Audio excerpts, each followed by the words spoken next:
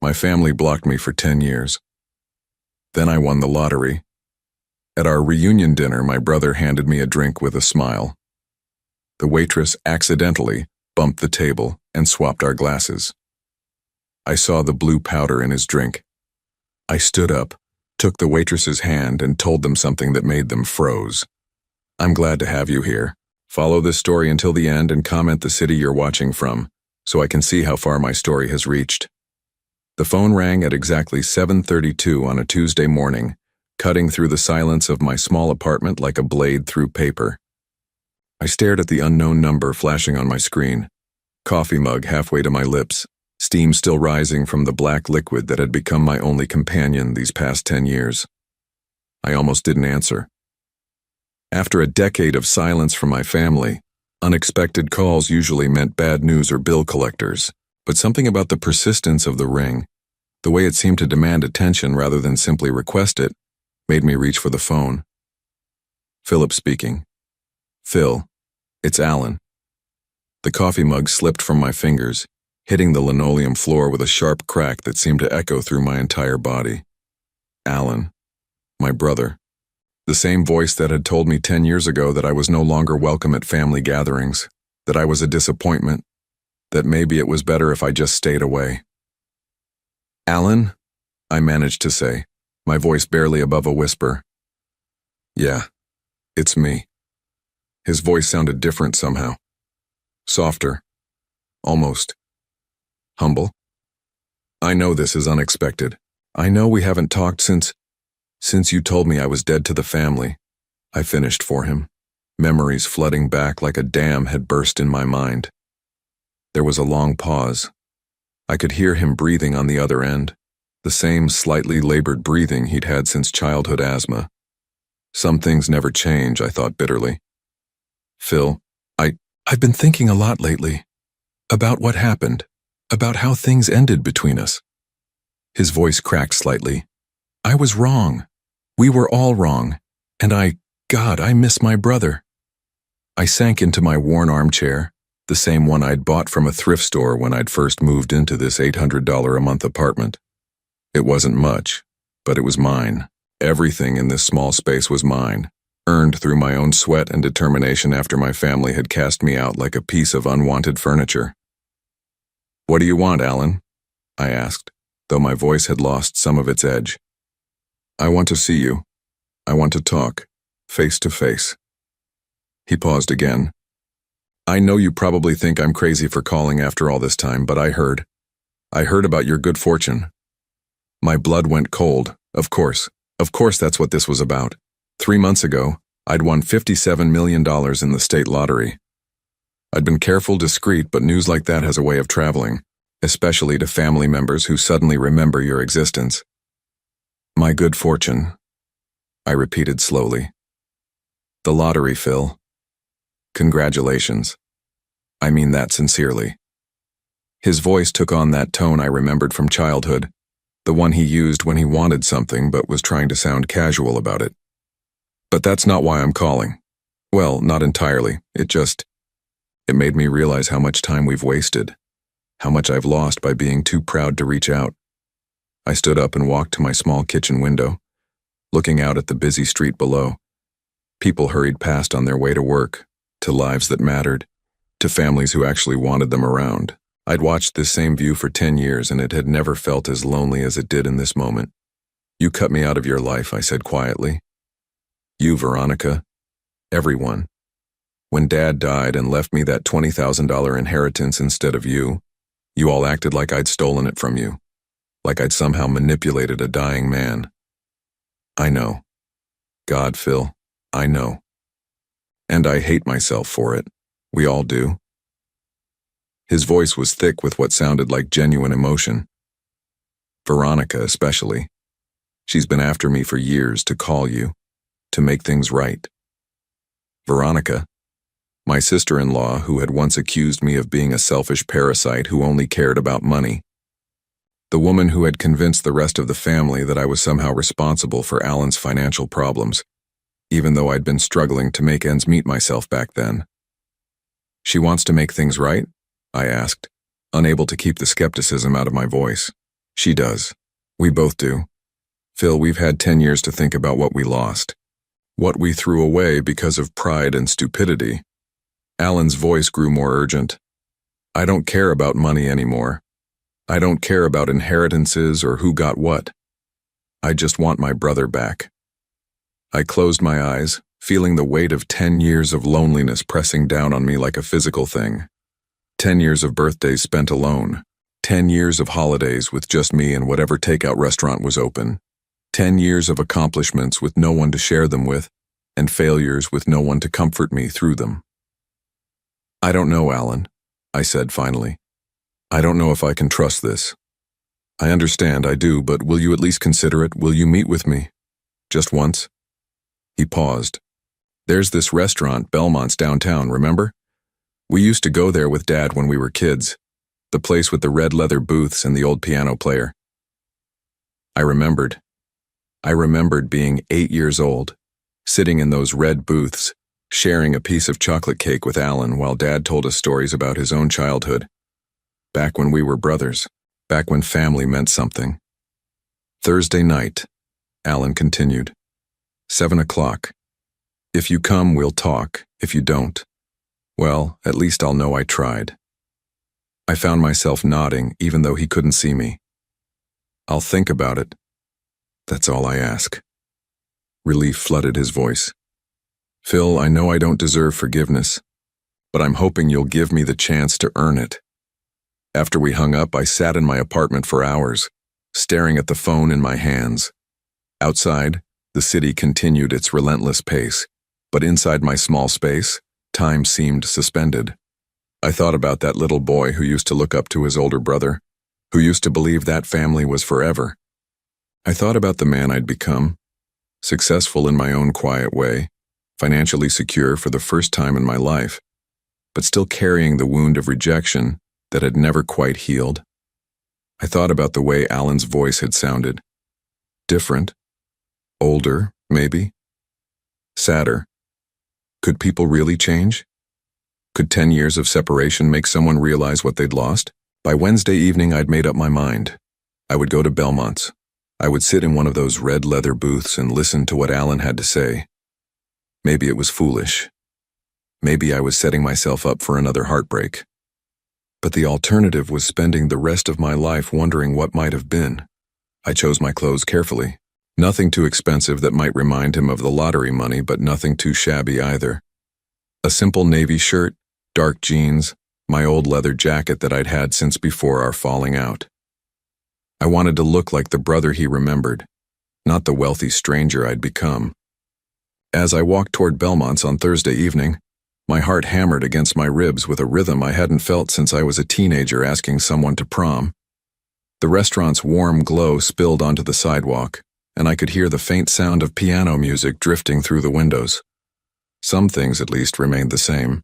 I paused at the entrance, my hand on the brass handle that had been polished smooth by thousands of hands over the decades. This was it. This was the moment that would either begin healing a 10-year wound or tear it open all over again. But as I stood there, something cold settled in my stomach. A feeling I couldn't quite name, like the moment before a storm when the air becomes heavy and electric. I told myself it was just nerves, just the natural anxiety of seeing family after so long. Still, the feeling lingered as I pulled open the door and stepped inside. The hostess smiled warmly and led me through the familiar maze of tables toward the back corner where Alan had said he'd be waiting. And there he was, sitting in our old booth, looking older and grayer than I remembered, but unmistakably my brother. He stood when he saw me approaching, and for a moment neither of us moved. Then he stepped forward, arms outstretched, and embraced me like no time had passed at all. But even as I hugged him back, even as I felt the strange comfort of family connection after so many years, that cold feeling in my stomach grew stronger. You look good, Phil. Really good. Alan's smile seemed genuine as we settled into the booth, but there was something in his eyes that I couldn't quite read. A flickering quality, like a candle flame in a draft. You too, I lied. The truth was, Alan looked tired. More than tired. He looked like a man carrying a weight that was slowly crushing him. His expensive suit couldn't hide the slight tremor in his hands or the way his eyes kept darting around the restaurant, as if he were expecting someone. "Veronica sends her love," he said, signaling the waitress. "She wanted to come tonight, but I thought it might be better if it was just us first. You know how it is." I nodded, though I wasn't sure I did know how it was. The Veronica I remembered wouldn't have missed an opportunity to control a conversation, especially one involving money. Her absence felt deliberate, calculated. The waitress approached our table, a young woman with dark hair pulled back in a ponytail and kind eyes that seemed to take in everything around her. She moved with the efficiency of someone who'd been doing this job for a while, but there was something else about her that caught my attention. The way she glanced between Alan and me, as if she were studying us. "Good evening, gentlemen. Can I start you off with something to drink?" Her voice was warm, professional. "We'll have a bottle of your best red wine," Alan said without hesitation. "Something special, we're celebrating." I raised an eyebrow. "We are?" "A reunion," Alan said, that flickering smile returning. "Brothers finding their way back to each other. If that's not worth celebrating, I don't know what is." The waitress, her name tag read Sarah, nodded and disappeared toward the bar. I watched her go, noting how she moved with purpose but kept glancing back toward our table. Probably just good customer service, I told myself. "So," Alan said, leaning back against the red leather, "tell me everything. How have you been? Really been?" I considered the question. How had I been? Lonely. Successful in small ways. Careful with my money even after the lottery win. Building a life that was mine, even if it was a life lived largely in solitude. "I've been okay," I said finally. "Working. Living quietly. You know me." "I do know you." Alan's voice took on that tone again, the one that made my shoulders tense without me understanding why. Always the humble one. Always content with less. "Is that a bad thing?" No, of course not." He held up his hands. "It's admirable, actually. Very. You." Sarah returned with the wine, a bottle that looked expensive enough to cost more than my monthly rent. She presented the label to Alan, who waved her off impatiently. "Just pour it. We trust your judgment." As she opened the bottle, I found myself watching her hands. Steady, careful, professional. But when she looked up and caught my eye, there was something there. A wariness that matched the feeling in my own chest. "How's business?" I asked Alan, as Sarah poured the wine into 2 crystal glasses. "Good. Really good, actually." But the way he said it, the slight tightness around his eyes suggested otherwise. "The construction company is doing well. Lots of new developments going up around the city." I knew enough about Alan's business to know that the construction industry had been struggling lately. Rising costs, labor shortages, supply chain issues. But I didn't press. This dinner was supposed to be about reconciliation, not interrogation. Sarah finished pouring and set the bottle on the table. "Are you ready to order, or would you like a few more minutes?" "A few more minutes," Alan said, his attention already back on me. "Thank you." She nodded and stepped away, but I noticed she didn't go far. She busied herself with cleaning a nearby table, well within earshot of our conversation. "So," Alan continued, lifting his wine glass, $57 million. That must feel incredible. And there it was, the elephant in the room, finally acknowledged. I picked up my own glass but didn't drink. "It's surreal," I said honestly. "I keep thinking I'm going to wake up and it'll all be a dream." "What are you going to do with it? I mean, that kind of money. The possibilities are endless." "I haven't really decided. Maybe travel. Maybe buy a bigger place." I shrugged. "Honestly, I'm still getting used to the idea." "You always were careful with money." Alan's laugh sounded forced. "Remember when we were kids and you'd save every penny of your allowance while I spent mine the day I got it?" I remembered. I also remembered how Alan used to borrow my saved money and rarely pay it back. Our parents had called it sharing. I'd called it theft, though I'd been too young to articulate it that way. "Some habits die hard," I said. "That's good, though. Smart." Money can disappear faster than you think if you're not careful. His grip tightened on his wine glass. Trust me on that. There was something in his voice, a bitterness that made me look at him more closely. The expensive suit, I realized, was slightly wrinkled. His watch, which I'd assumed was new, had a small scratch on the face. The signs were subtle, but they were there. Alan, are you okay? Financially, I mean? His face went through a series of micro-expressions: surprise, defensiveness, calculation, and finally something that looked almost like relief. Why would you ask that? Just a feeling. He was quiet for a long moment, swirling the wine in his glass. When he looked up at me again, his eyes were bright with what might have been tears. Things have been challenging. The business took some hits during the pandemic. We overextended on a couple of projects. He took a shaky breath. I didn't want to burden you with this, that's not why I called. But even as he said it, I could see that it was exactly why he'd called. The timing was too perfect. A brother he hadn't spoken to in 10 years suddenly reaching out just months after that brother became wealthy beyond imagination. How bad is it? I asked. Bad enough? He managed a weak smile. But we're working through it. Veronica's been amazing, really. Cutting back, finding ways to save money, we'll figure it out. Sarah appeared beside our table again, this time with a basket of bread and a small plate of olive oil. Have you decided what you'd like to order? She asked. Actually, Alan said, could you give us just a few more minutes?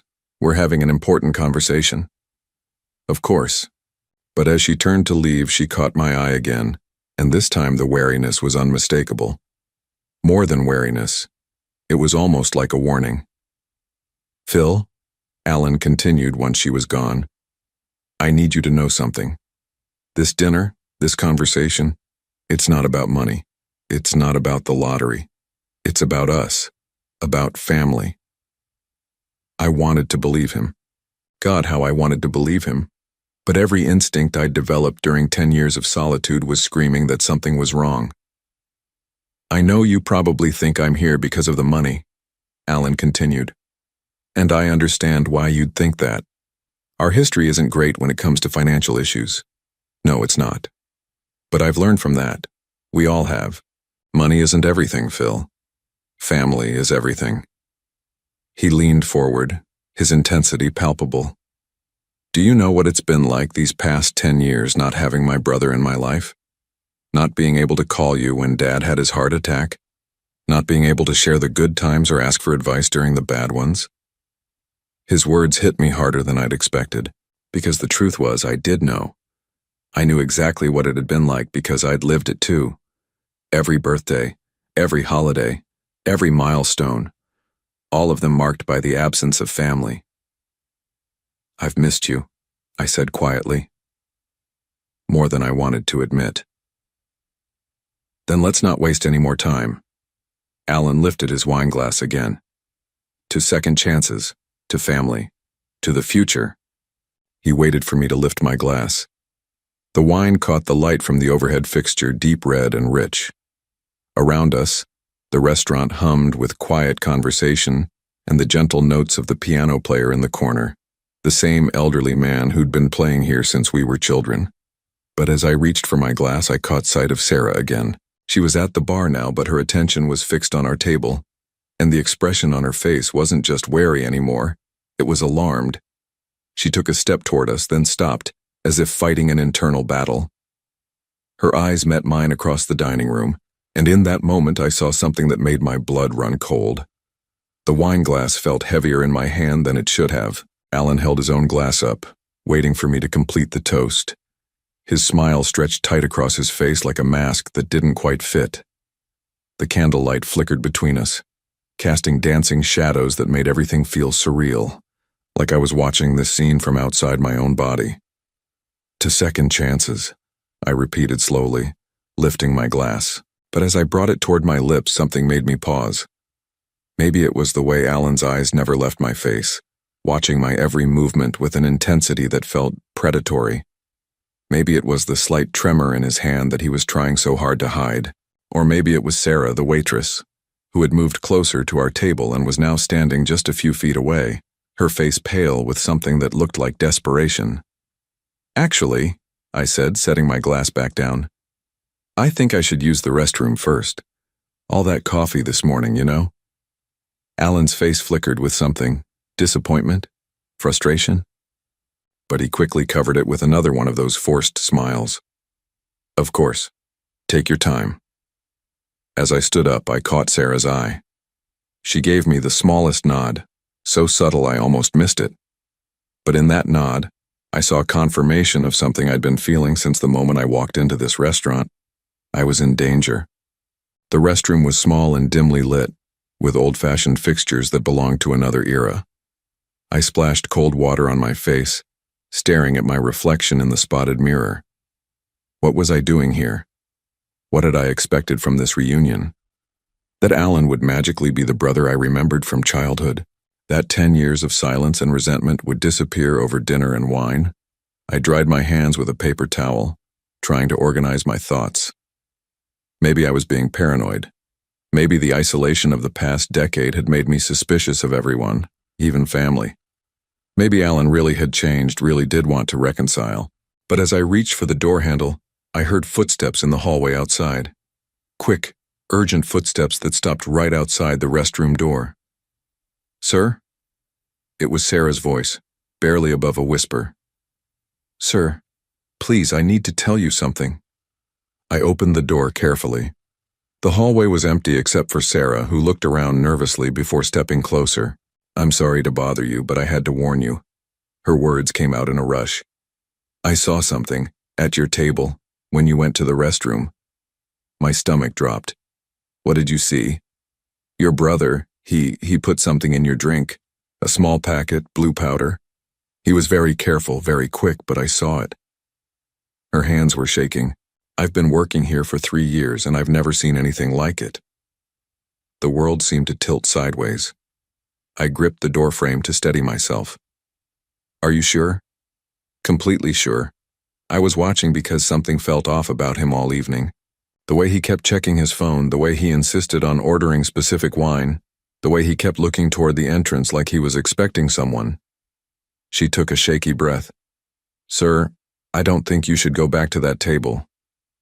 But even as she said it, I knew I had to. I had to see this through. Had to understand what my own brother was planning to do to me. "Thank you," I said quietly. "Thank you for telling me." "What are you going to do?" I thought for a moment. "I'm going back to the table, but I need you to do something for me."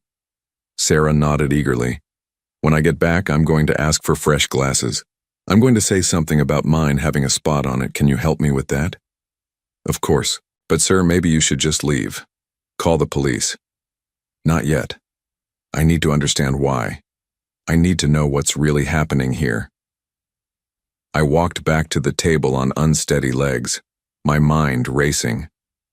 Alan looked up as I approached, that same forced smile plastered on his face.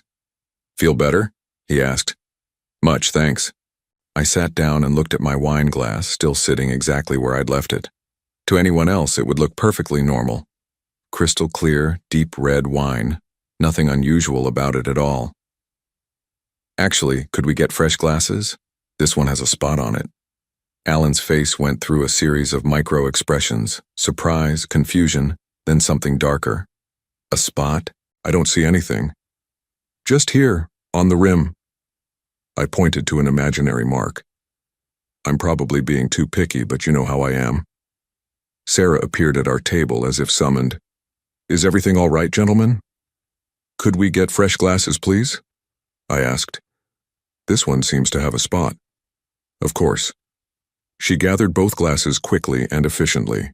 "I'll be right back with clean ones." As she walked away, Alan watched her go with an expression I couldn't quite read. When he turned back to me, his smile was gone. "You always were particular about things like that," he said. But his voice had changed. The warmth was gone, replaced by something cold and calculating. "Some habits die hard," I replied, echoing his words from earlier.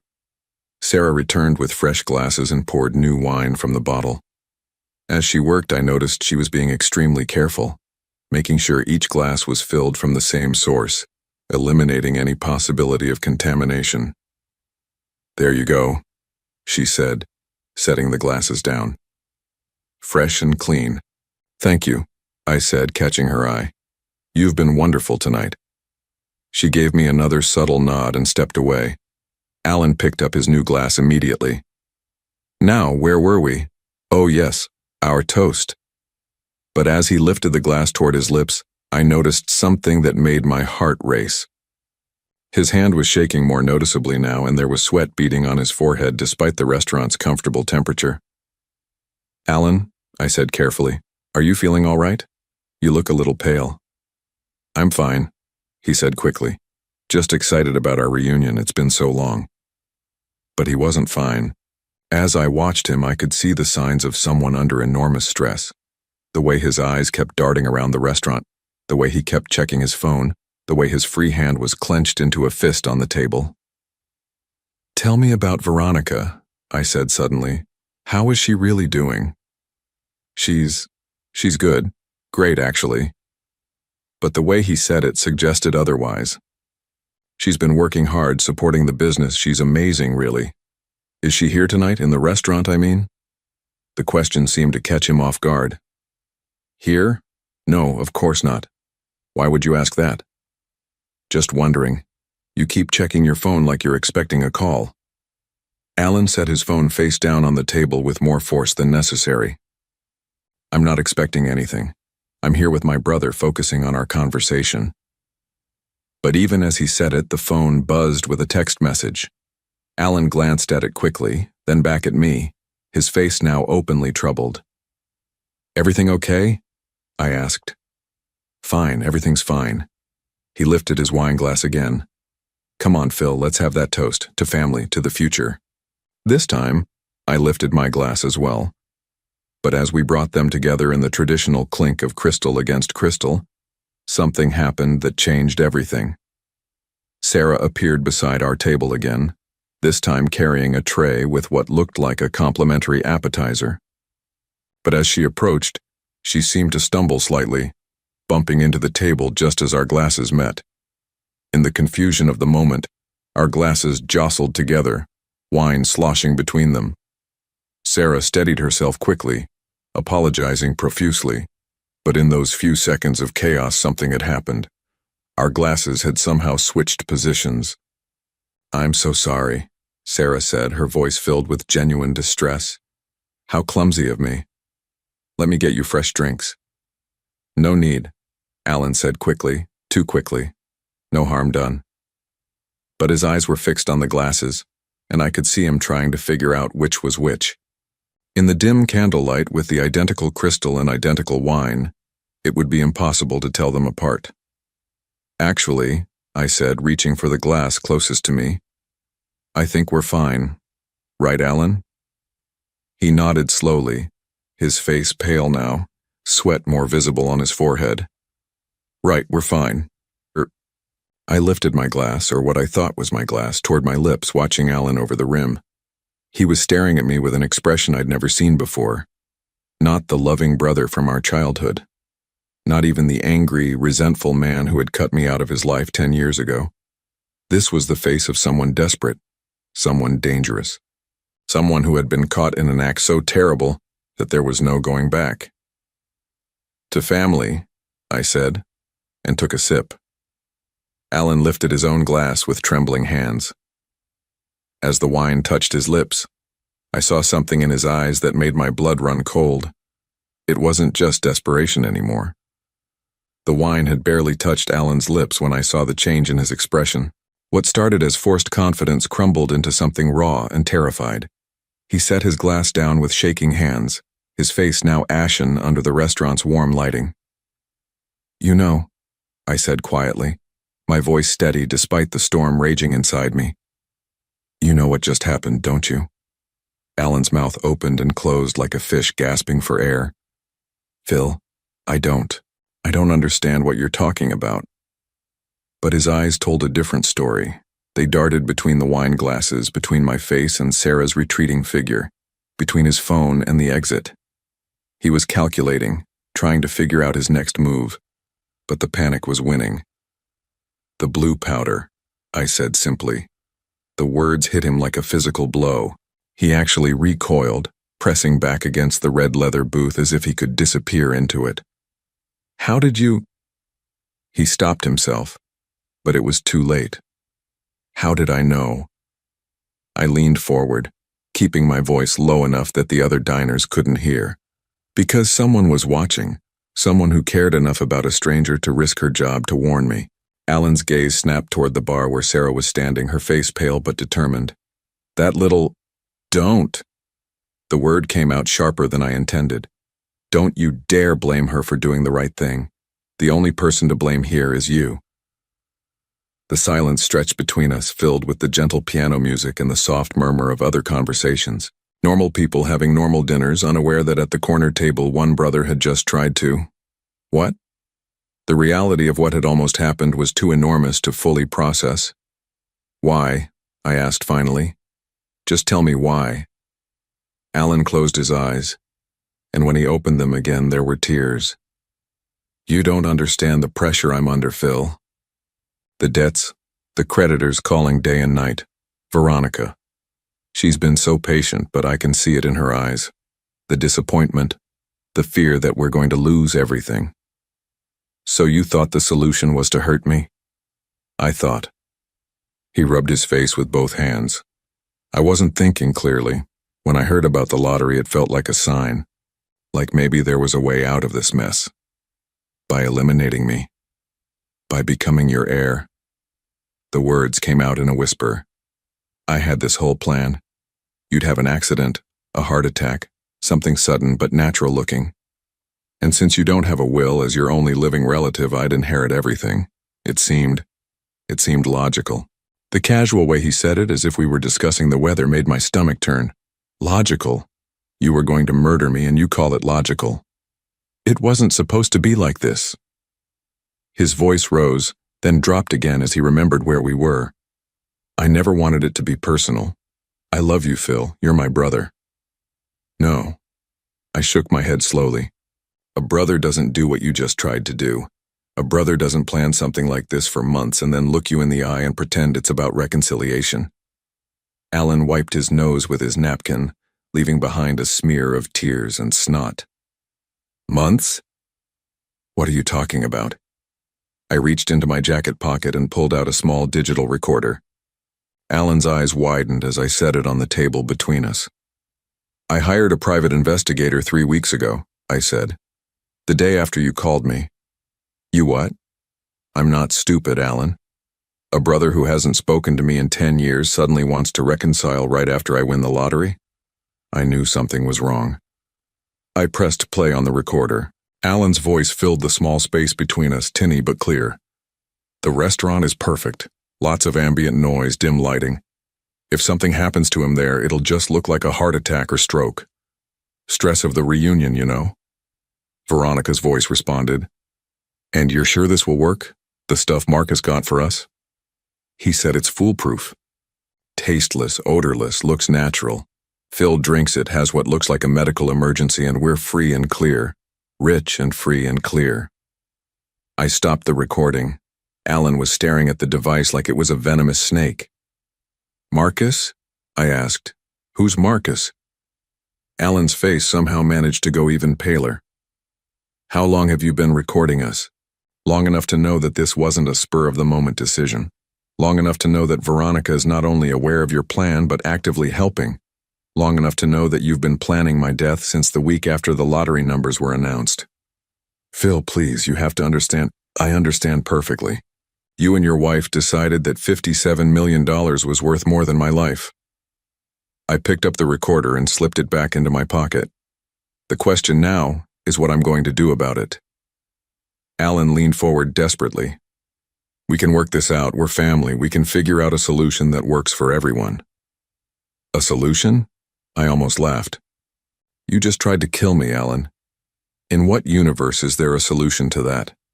The money, I'll pay you back. Whatever you want, I'll give you. With what? You just told me you're broke. He was spiraling now, grasping at anything that might save him.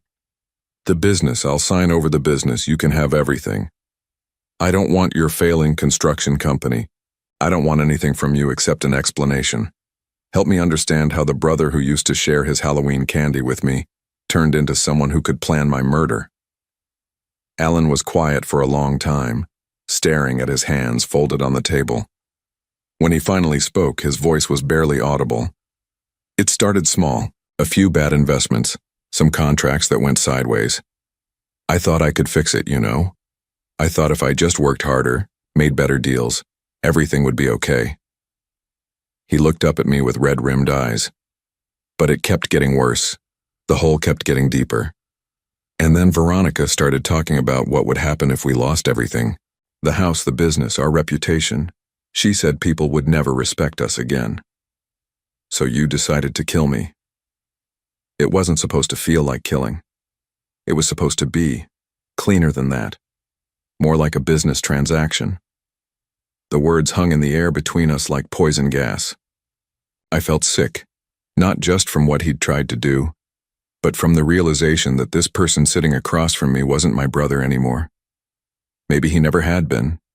Maybe the Alan I remembered from childhood was just a story I'd told myself to make sense of a relationship that had always been one-sided. "There's something else you should know," I said quietly. "Something the private investigator discovered." Alan's face went white. "What?" "Marcus, your supplier. He's an undercover police officer."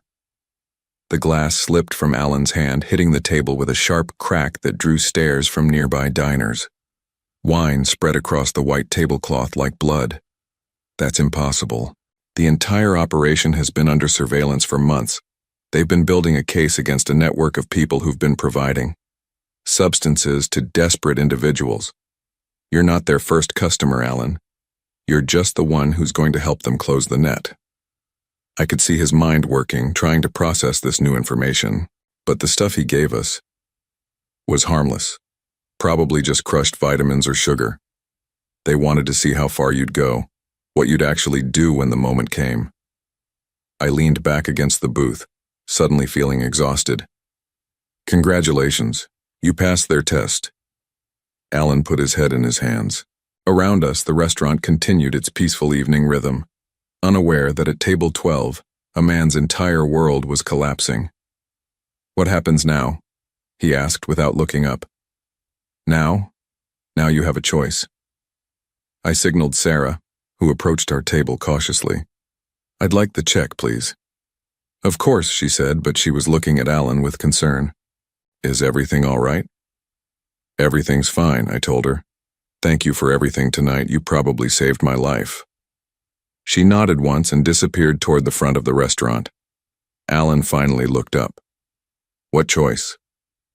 "You can turn yourself in, cooperate with the police, help them build their case against the network. Maybe you'll get a reduced sentence for cooperation. Or I call Detective Morrison right now and you try to run. But I should mention that there are 2 officers in the parking lot who've been watching this restaurant all evening, and 1 more at the back exit." I pulled out my phone. "Your choice, Alan, but either way, this ends tonight." His shoulders sagged as the fight went out of him completely. "Will you visit me? In prison?" I considered the question seriously. "I don't know. Maybe someday. When I figured out how to forgive you for being willing to watch me die." I wouldn't have watched. I would have left before. "Don't." I stood up, dropping cash on the table to cover the bill. "Just don't. You've said enough." As I turned to leave, Alan called my name one last time. "Phil, I really did miss you. That part wasn't a lie." I stopped but didn't turn around. The sad thing is, I believe you. But missing someone and loving someone are 2 different things. If you'd loved me, none of this would have happened. I walked out of Belmont's without looking back, leaving Alan sitting alone in the red leather booth where we'd shared so many childhood memories. As I stepped into the cool night air, I saw Sarah waiting by the front door. "Thank you," I said simply. "I'm just glad you're okay." She hesitated. "What will happen to him?" "He'll face the consequences of his choices. We all do, eventually." She nodded, then surprised me by extending her hand. "I'm Sarah, by the way. Sarah Chen." "Philip Hayes," I said, shaking her hand. "And I owe you a debt I can never repay. Buy me coffee sometime." she said with a small smile. We'll call it even. As I walked to my car, I realized that in the span of one evening, I'd lost a brother and possibly gained something else entirely. The night air was crisp and clean, and for the first time in 10 years, I felt truly free. 3 days passed before I could bring myself to answer my phone again. It had been ringing constantly. Reporters who'd somehow gotten hold of the story, distant relatives suddenly concerned about my well-being, and several calls from numbers I didn't recognize. But it was Detective Morrison's call that I finally accepted. Mr. Hayes, I wanted to update you on the situation with your brother. I was sitting in my apartment staring out at the same street view I'd looked at for 10 years, but everything felt different now. The world seemed sharper, more real, as if a fog I hadn't realized was there had finally lifted. How is he? I asked, surprising myself with the question. He's cooperating fully. Signed a confession yesterday and has been providing information about the network. Marcus, the undercover officer, said he's never seen someone so eager to help with an investigation. That sounds like Alan. He always did better when someone else was making the decisions. Detective Morrison was quiet for a moment. Mr. Hayes, can I ask you something? Off the record? Sure. How did you know? To hire a private investigator, I mean. Most people would have just been happy to hear from family after so long. I thought about the question. 10 years ago, when our father died, Alan accused me of manipulating the will. He said I'd somehow convinced a dying man to change his inheritance. The accusation hurt, but what hurt more was realizing that Alan truly believed I was capable of that kind of deception. I paused, watching a woman walk her dog on the sidewalk below. When he called about the lottery money, I heard that same tone in his voice. That same assumption that I was someone who could be manipulated or who would manipulate others. I realized he'd never really known me at all. So you protected yourself. I protected myself, and it turned out I was right to. After hanging up with Detective Morrison, I found myself thinking about Veronica. The recording had captured her voice clearly. Her eager participation in planning what they'd thought would be my death. I wondered if she was sleeping at night, if she felt any remorse, or if she was simply angry that their plan had failed. My phone buzzed with a text message from an unknown number. Coffee tomorrow? The offer still stands. Sarah. I stared at the message for a long time before responding. Yes, where and when? Her reply came quickly. Cafe Luna downtown, 10 a.m.? The one with the terrible coffee but great conversation. I smiled despite everything. See you there. That night I called my financial advisor and told him I wanted to make some changes to my lottery winnings. Not dramatic changes, but meaningful ones. I'd been sitting on most of the money, unsure what to do with an amount so large it seemed abstract. But Alan's betrayal had clarified something for me. Money without purpose was just numbers on a statement. I want to set up a foundation, I told him. Something to help people in financial crisis find legitimate solutions instead of. I paused, not sure how to finish the sentence. Instead of making desperate choices, he suggested. Exactly. The next morning, I arrived at Cafe Luna 15 minutes early and chose a table by the window where I could watch people pass by on the street. It was a busy area, full of office workers grabbing their morning caffeine and college students with backpacks full of books. Normal people living normal lives, unaware that just a few blocks away, a man was sitting in a jail cell because he'd been willing to kill for money. Sarah arrived exactly on time, wearing jeans and a soft blue sweater that made her eyes look even kinder than they had in the restaurant lighting. She ordered black coffee and a blueberry muffin, while I stuck with just coffee. How are you holding up? She asked once we were settled. Better than I expected, honestly. It's strange, I thought I'd feel more traumatized, but mostly I just feel relieved. Relieved? For 10 years I wondered if I'd done something wrong, if I'd somehow deserved to be cut out of my family's life. Now I know the truth. They weren't cutting me out because of who I was. They were cutting me out because of who they were. Sarah nodded slowly. That must be painful in a different way. It is. But it's also freeing. I spent a decade trying to figure out how to be worthy of their love again. Now I realize their love was never really mine to lose. We sat in comfortable silence for a moment, watching the city wake up around us. Finally, Sarah spoke again. "Can I tell you something? About that night at the restaurant?" "Of course." I almost didn't say anything. When I saw what your brother was doing, my first instinct was to mind my own business. It's not my job to get involved in customers' personal lives. She took a sip of her coffee and made a face. "This really is terrible coffee. But you did get involved. Because I saw your face when you were talking about your family. There was so much hope there, so much genuine love. It reminded me of how I felt when my own family finally started talking to me again after I came out." "Your family cut you off too?" "For 3 years. My parents couldn't accept that I was gay, and my siblings followed their lead. When they finally reached out, I was so desperate to reconnect that I would have done anything they asked." She smiled sadly. "Luckily, they'd actually changed. They'd learned and grown and genuinely wanted me back in their lives. But seeing you that night, I realized how easily I could have been manipulated if their motives had been different. So you saved me because you understood. I saved you because everyone deserves to know when someone they love is betraying them, even if the truth is painful." We talked for 2 hours, covering everything from our childhoods to our dreams for the future. Sarah told me about her job at the restaurant, which she was using to put herself through nursing school. She wanted to work in oncology, helping people through the most difficult time of their lives. "What about you?" she asked. "Now that you have all this money, what do you want to do with your life?" I told her about the foundation idea, about wanting to help people find legitimate ways out of financial crisis. As I spoke, I saw something light up in her eyes.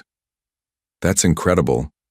Do you know how many people get trapped in cycles of debt and desperation because they don't know where to turn for help?" "You sound like you speak from experience." "My parents nearly lost our house when I was in high school. Dad had been laid off, Mom was working 3 part-time jobs, and they were too proud to ask for help. They came so close to making some very bad decisions because they thought they were out of options." "What happened?" "A social worker at my school noticed I was stressed and figured out what was going on. She connected my parents with legitimate resources, job training programs, temporary assistance, financial counseling. It took 2 years, but they got back on their feet." Sarah leaned forward, her excitement evident. "That's exactly what your foundation could do. Be that bridge between desperation and hope." As we left the cafe, Sarah surprised me by asking, "Would you like to have dinner sometime? Somewhere that serves better coffee?" I found myself smiling, really smiling, for the first time since this whole ordeal began. I'd like that very much. That afternoon, I received an unexpected visitor. Veronica stood at my apartment door looking haggard and years older than when I'd last seen her. Her usually perfect hair was unkempt, her makeup smudged, and her expensive clothes wrinkled. "Philip, we need to talk." I considered not letting her in, but curiosity won. I opened the door wider and gestured toward the living room. "Thank you," she said, settling onto my couch as if her legs could no longer support her weight. "What do you want, Veronica?" "I want to apologize. I want to explain. I want to—" She stopped, covering her face with her hands. "I don't know what I want anymore." "Did Alan send you?" "Alan doesn't even know I'm here. He's not speaking to me right now. He blames me for pushing him into this." "Did you? Push him?" She was quiet for so long I thought she wouldn't answer. Finally, she looked up, her eyes red with tears. "I was scared, Philip. We were drowning in debt, and every day brought more bad news. The business was failing, the house was in foreclosure, and I could see Alan falling apart when we heard about your lottery win." She shrugged helplessly. It felt like a lifeline. "So you decided I should die for it?" We convinced ourselves it wouldn't really be murder, that it would look natural, like a medical emergency. We told ourselves you wouldn't suffer, that you wouldn't even know what was happening. She laughed bitterly. "We made up this whole story about how you'd want us to be financially secure, how you'd understand if you knew how desperate we were. But you knew I would never willingly give you that money. Because we'd been horrible to you for 10 years. Because we'd cut you out over $20,000 when you'd probably give us 10 times that now without thinking twice about it. More tears fell. We destroyed our relationship with you over pride and greed, and then we were too ashamed to admit we'd been wrong. I sat down across from her, studying this woman who had once been family. What do you want from me now, Veronica? Forgiveness, I suppose, though I know I don't deserve it. You're right. You don't deserve it. But maybe someday I'll be able to forgive you anyway. Not for your sake, but for mine. She nodded, wiping her eyes. Alan will probably go to prison. That's a consequence of choices he made. Both of you made. I know, I wanted you to know that we never stopped loving you. Even when we were planning to... She couldn't finish the sentence. We loved you, Philip. We were just too broken to love you well. After she left, I sat in my apartment thinking about love and money, about family and betrayal, about the thin line between desperation and evil. Alan and Veronica had loved me in their broken way, but their love had been conditional, based on what I could do for them rather than who I was. For the first time in 10 years, I was beginning to understand the difference. 4 months later, I stood in the lobby of a modest office building downtown, watching as workers installed a simple brass plaque beside the elevator. Hayes Foundation for Financial Recovery, bridging the gap between crisis and hope. Sarah stood beside me wearing the engagement ring I'd given her just 2 weeks earlier, a simple solitaire that caught the morning light streaming through the windows. Are you nervous? She asked, slipping her hand into mine. Terrified, I admitted. But the good kind of terrified. In a few hours, we would officially open the foundation's doors to the public. We'd spent months developing programs, hiring staff, and building partnerships with legitimate financial counselors, job training centers, and social services organizations. The foundation would offer free financial counseling, emergency assistance funds, and most importantly, education about warning signs of financial predators who preyed on desperate people. Your father would be proud, Sarah said softly. I'd been thinking about that a lot lately. My father had been a simple man who worked hard and saved carefully. He'd left me that $20,000 inheritance not because he loved me more than Alan, but because he'd seen something in me that he'd wanted to nurture. Financial responsibility, careful planning, the ability to think beyond immediate gratification. I think he would be, I agreed. My phone buzzed with a text message. It was from Detective Morrison. Alan sentenced this morning, 18 months, eligible for parole in 9 with good behavior. Thought you'd want to know. I showed the message to Sarah. She read it and squeezed my hand. How do you feel about that? Honestly, relieved. I was worried he'd get a much longer sentence, and despite everything, I didn't want him to spend years in prison. Have you thought about visiting him? I have. I'm not ready yet, but maybe someday, when I can look at him and see my brother instead of the man who tried to kill me. The elevator doors opened and our first appointment stepped out, a young woman about Sarah's age, holding a folder full of papers and looking like she was carrying the weight of the world on her shoulders. This was exactly why we'd started the foundation, to help people like her find legitimate solutions before desperation drove them to make dangerous choices. Sarah and I exchanged glances. Ready? She asked. Ready. The first few months of running the foundation taught me more about human nature than I'd learned in 50 years of living. We saw people from all walks of life, construction workers who'd been injured on the job, single mothers struggling to afford childcare, elderly people on fixed incomes facing unexpected medical bills, young adults drowning in student loan debt. What struck me most was how often people apologized for needing help. They'd come into our office embarrassed, ashamed, convinced that their financial struggles were a moral failing rather than a circumstance that could happen to anyone. The goal isn't to eliminate financial hardship, I explained to our staff during one of our weekly meetings. It's to make sure people know they have options when hardship strikes, that they don't have to choose between their dignity and their survival. Sarah had proven invaluable in running the day-to-day operations. Her nursing background helped her connect with people in crisis, and her natural empathy made clients feel safe sharing their most vulnerable moments. We made a good team, both professionally and personally. Our first major success story came in the form of Marcus Williams, not the undercover officer who'd helped catch Alan, but a 55-year-old mechanic who'd come to us after losing his job and facing foreclosure. Traditional banks wouldn't lend to him due to credit issues, and he'd been approached by what he thought was a private lender offering quick cash. The terms seemed too good to be true, Marcus told us during his intake interview. But I was desperate. I was ready to sign anything. Our financial counselor reviewed the loan documents Marcus had brought with him and immediately identified them as predatory.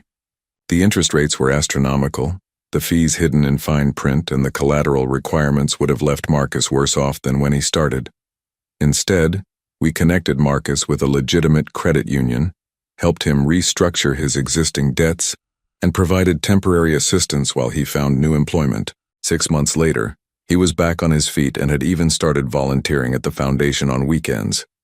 "You saved my life," he told me one Saturday afternoon as we organized donation materials. Not just financially, but literally.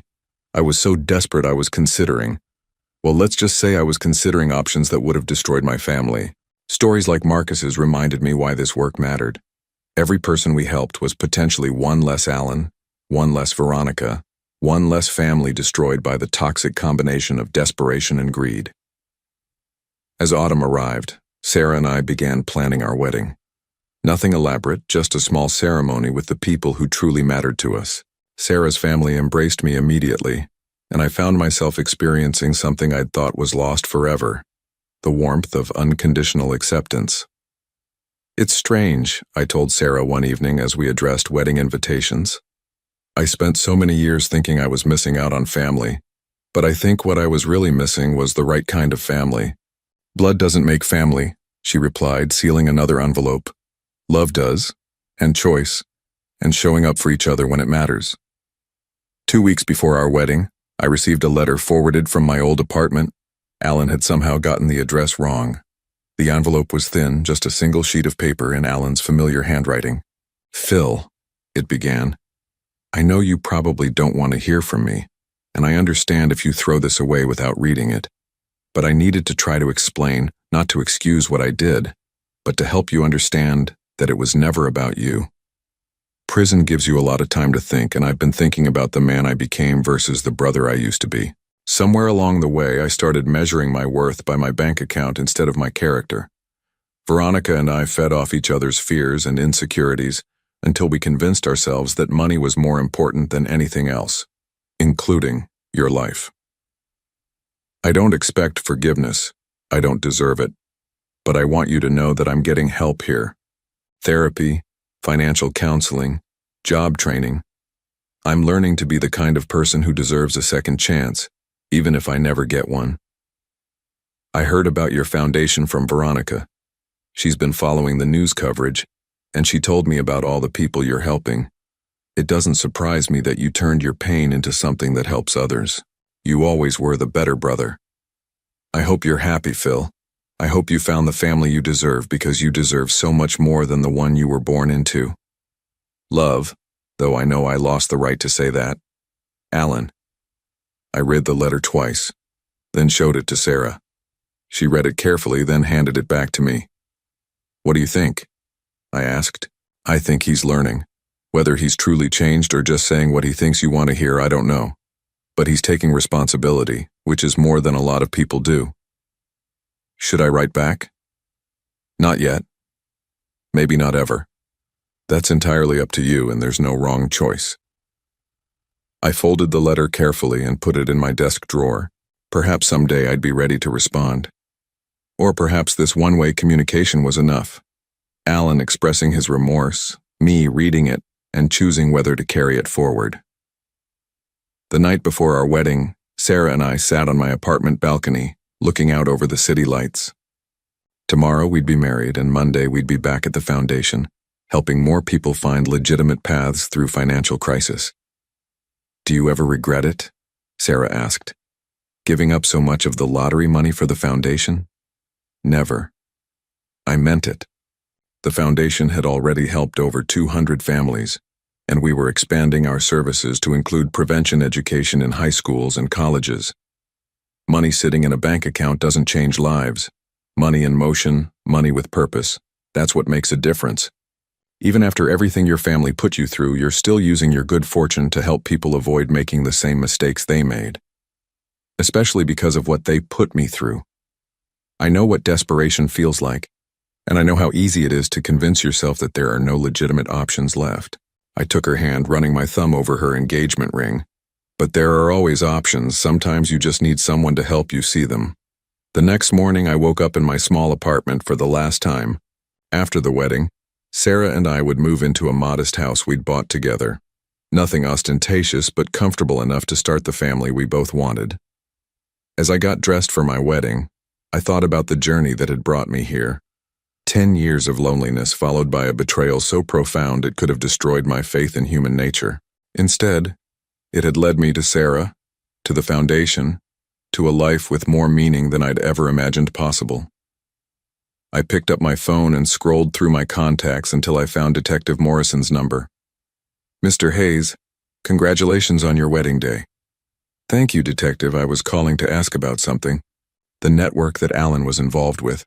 How many people were caught?"